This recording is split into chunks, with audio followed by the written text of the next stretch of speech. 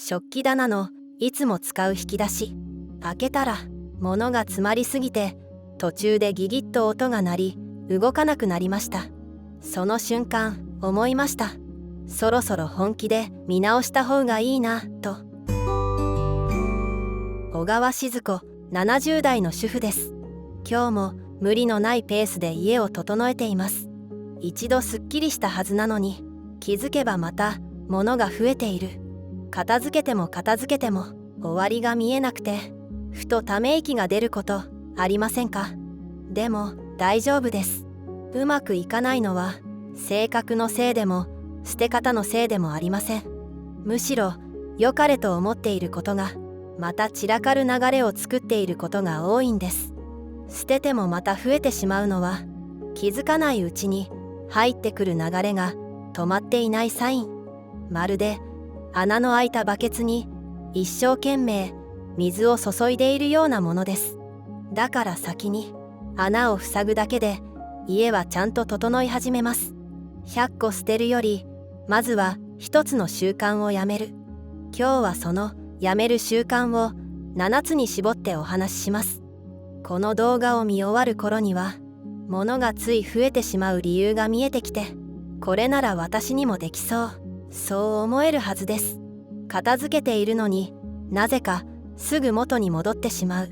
その原因の一つは出口ばかり見て入り口を開けっぱなしにしているからです。家をすっきりさせる近道は一生懸命捨てるよりまず家に入れないこと。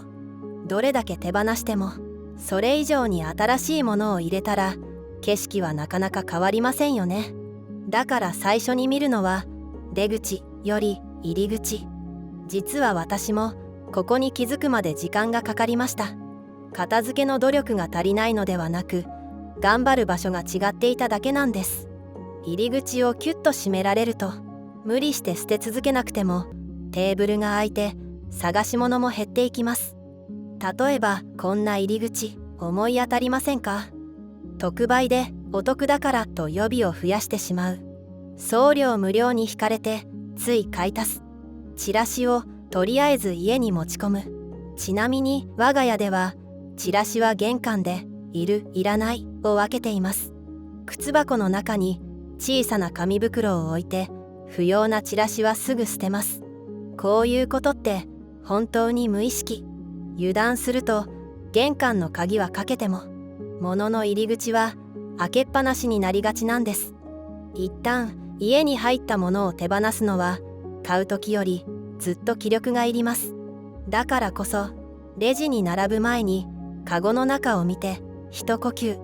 スマホでポチッと購入する前に一呼吸。ちょっと大げさに聞こえるかもしれませんが、これは今の私を幸せにしてくれるかなと問いかける。その一回が後から手放す苦しさを減らしてくれるんです。入り口で選ぶ力は散らかりを止める一番の味方。捨てる前にまずは増やさないを始めていきましょう。でもストック品は安い時に買う方がお得で安心。その気持ちよくわかります。それも家計を守る工夫の一つですよね。ただ油断すると安心のためのストックがいつの間にか暮らしを窮屈にしてしまうこともあります。次の2つ目は収納の余白をまだ入るスペースだと思ってしまうことです。棚の隙間を見るとここまだ入るなって思ってしまうことありませんか？実はぎゅうぎゅうに詰め込んだ収納ほど散らかりやすい原因になります。隙間はただの空き場所ではありません。それは家がちゃんと呼吸するための優しい余白。余白があると全体がパッと見渡せて手が迷いません。だから探す、戻すのストレスが減って気持ちまで落ち着いてくるんです。よくある落とし穴が隙間を埋めたくてぴったりの収納ケースを買い足すこと。余白のない収納は見た目は整っていてもとても繊細です。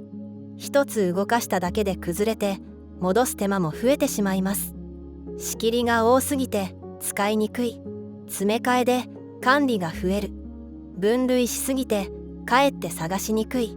こうなると本当に好きなものが奥に追いやられて、あるのに使わない状態になってしまいます。収納の使いやすさは余白で決まります。だから私は棚や引き出しは8割くらいまでと決めています。残りの2割は風の通り道としてあえて開けておく。この空きがあるだけで急に増えても受け止められます。余白は暮らしの中の避難所みたいなものなんです。余白を残すのは何も持たないことではありません。むしろこれから出会う本当に大切なものを迎え入れるための未来の席です。今日からは棚一つでいいので、指がすっと入る隙間を残してみてくださいね。きっと片付けが少しずつ楽になっていきますよ。片付けてもまた元に戻ってしまう3つ目の原因は2軍を増やしてしまうことです。ここで言う2軍とは妥協して買ったけれど結局あまり使わないもののこと。例えば服なら朝クローゼットの前で迷ってため息。たくさんあるのになぜか決まらない。それは数の問題ではなく、ときめかない服が増えているサインかもしれません。ときめく服なんて忙しくて考える余裕がない、そう感じる方もきっと多いと思います。でもここで言うときめきとは流行や人と比べるための話ではありません。ときめく服というのは着てほっとする、肌触りが好き、鏡を見た時気分が少し上がる、そんな小さな心地よさをくれる服のことです。気づくとその服に手が伸びる、そんな一着が今の自分にとっての一軍です。服って見た目を整えること以上に自分の機嫌を守ってくれる味方なんですね。例えばセールだったから、デザインが無難だから、そうやって選ぶと買った瞬間は安心します。でも心まで満たされるかというと案外別の話だったりします。本当は好きな色があるのに封印した、失敗しなさそうで選んだ服ばかり増えた。こうした妥協が続くとクローゼットは2軍の集まりになって、朝の服選びが気持ちよく始める時間ではなく、心の元気を削る時間になってしまうんです。もし今クローゼットに買ったのに一度も着ていない服があるなら、今の私に合う一軍かなと自分に優しく問いかけてみてください。これからは買える服より着たくなる服、まずは一番手が伸びる一着だけ取り出しやすい場所に定位置を作ってあげましょう。数は少なくても大丈夫。少ないほど一着一着を大切にできて身支度がぐっと楽になっていきます。そして次は買っていないのに増える入り口の話です。片付けても散らかりが戻ってしまう原因4つ目はおまけや無料のものをつい連れて帰ってしまうこと。無料って受け取るだけで得した気分になりますよね。でも実はもらった瞬間、私たちはもう一つ受け取っています。それが管理する役目です。自分のお金を出していない分、使わなくても罪悪感が薄い、手放すタイミングがわからない、いつか使うかもって残り続ける。こうして少しずつ居候みたいに残り続けるんです。例えば思い当たりませんか？台所の引き出しにたまった割り箸やスプーン、洗面台の奥で眠るホテルのアメニティ類、デパートでもらった試供品、一つ一つは小さいのに集まると探す、どける、しまうが増えていきます。引き出しを開けるたびにいつか使わないと思ったり、奥がつっかえたり、それだけでちょっと疲れてしまう。無料のものはお得じゃなくて毎日の動きを止める見えない負担なんですね。無料のものを受け取らないのは失礼でも冷たいことでもありません。もう十分足りていると気づいて家と時間を守る優しい選択です。だから断る言葉は短くて大丈夫。ありがとうございます。今は間に合っていてお気持ちだけいただきますね。この一言が言えるようになると手放す手間も管理の手間も減って、暮らしは増やさない方へ変わっていくんです。5つ目は、家事を頑張る人ほど陥りやすい落とし穴。早く終わらせたくて、つい専用グッズに頼ってしまうことです。道具を足すほど、かえって手間が増えやすいんです。例えば、引き出しの奥にほとんど使っていない〇〇専用グッズが眠っていませんか？食器棚のアボカドカッター、洗面所のお風呂専用ブラシ、連結できる小スペースハンガー。これで便利になるとつい買ってしまう。それは暮らしを良くしたい気持ちがあるからです。でも本当は、楽になる鍵は道具の性能より手順の少なさ。道具が増えると探して出して使って洗ってしまう。この小さな工程が毎日の負担になっていきます。目に入るたび、結局使ってないなと感じたら、それは手放しの合図かもしれません。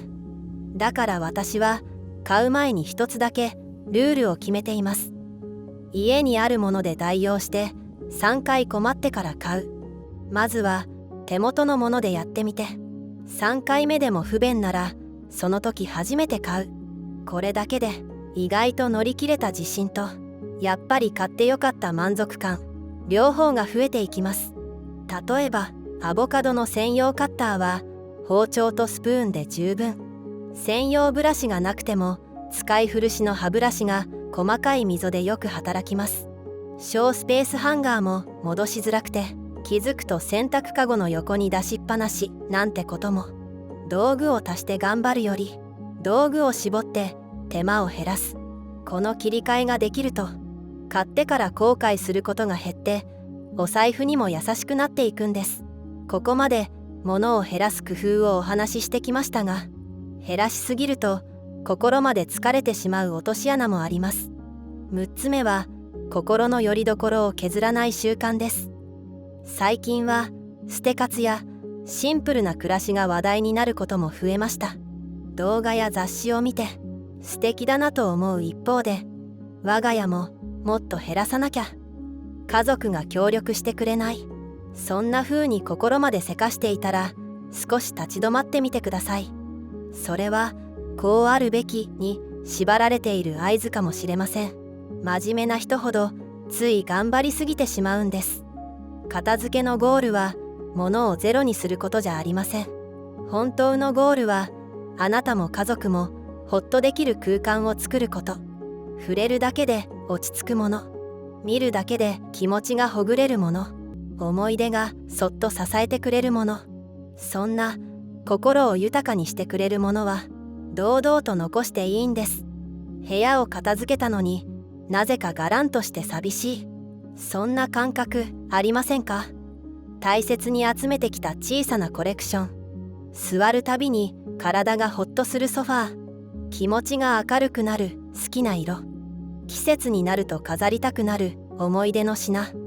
場所を取るからと手放して部屋が空っぽに感じてしまったら、心の元気まで削ってしまうことがあります。それに自分の好きを置き去りにして形だけ整った部屋を真似すると、後で物足りなくなってまた何かを足したくなることもあるんです。私の友人はお気に入りの器を数が多いからと手放しました。すっきりしたはずなのに食卓がどこか味気なく感じて、食事の時間が前ほど楽しくなくなったそうです。そして結局また新しい器を探し始めることに。好きを削った分、心を何かで埋めたくなる。これがよくあるリバウンドなんです。これいいなと感じる直感、触れると落ち着く感覚、それは暮らしの栄養みたいなものです。今日からは残したいものを一つだけ一番目に入る場所に置いてみてください。大切な人との写真、旅の思い出の置物、お守り、孫の絵、癒されるマスコットもいいですね。思い当たるものありませんか？目に入るだけで心がふっと緩む、そんな居場所を作っていきましょう。そして最後は、ここまでの片付け習慣を家族みんなで続けられる仕組みに整えます。7つ目は一人だけで頑張らないこと。肩の力を抜いて一緒に無理のない形にしていきましょう。片付けってつい私が頑張らないとこの家は回らないと背負ってしまいがちです。でもあなたはもう十分頑張ってきたはず。ここから大事なのは私のやり方を押し付けることでも気合やセンスでもなく、家族が迷わずできる形にしておくことです。例えばこんなことはありませんか？あれどこ行ったとよく聞かれる。家族がいつも出しっぱなしにする。結局私が片付けている。これはあなたのせいじゃありません。家族が迷わない配置がまだ決まっていないだけなんです。だから私はこれを意識しています。一つ目、目印やラベルで迷いをなくす。文字は大きめでシンプルに。細かく分けるより誰でもすぐ分かるを優先します。今日は一つだけよく聞かれるものに貼る。これで十分です。二つ目、一旦受け止める仮置きを作る。完璧な場所を決める前にまずは小さな受け皿を。エコバッグ、郵便物、レシート、充電コード。置き場所が毎回バラバラになりやすいものほどこれが効きます。玄関やリビングにカゴを一つ置くだけでも十分です。3つ目、よく使うものは定位置を決める。文房具、爪切り、リモコン。置き場所が決まるだけで探す手間も聞かれる回数も減っていきます。せっかく片付いたのにまた散らかって落ち込む日もありますよね。いつか終わる作業だと思うとその度にガクッとします。でも暮らしている限り物の出入りは止まりません。必ず汚れるし埃もたまります。だから片付けは一度きりのイベントではなく日々の代謝習慣。一度で完璧にという思い込みを手放すことが実は一番の近道かもしれません。家が散らかるのはそこであなたとご家族が暮らしている証拠です。大切なのはその都度今の自分たちに合う形に選び直していくこと。役目を終えたものは感謝とともに見送る。今までありがとうね。助かったよ。そうやって一つずつ整えていくと朝の支度がすっと進んだり探し物でイライラしなくなったり、その積み重ねが数ヶ月後数年後の暮らしをもっと自由で心地よいものにしていくんですね。今回はたくさん捨てる前に見直したいリバウンドを防ぐ整理習慣を7つお話ししました。もしついやってたなと思ってもそれはあなたが暮らしを守ってきた優しさの証です。今日からは一つずつ増える入り口を閉めて仕組みで整えていきましょう。動画が参考になりましたらいいねやチャンネル登録で応援いただけると嬉しいです。ではまた次の動画でお会いしましょう。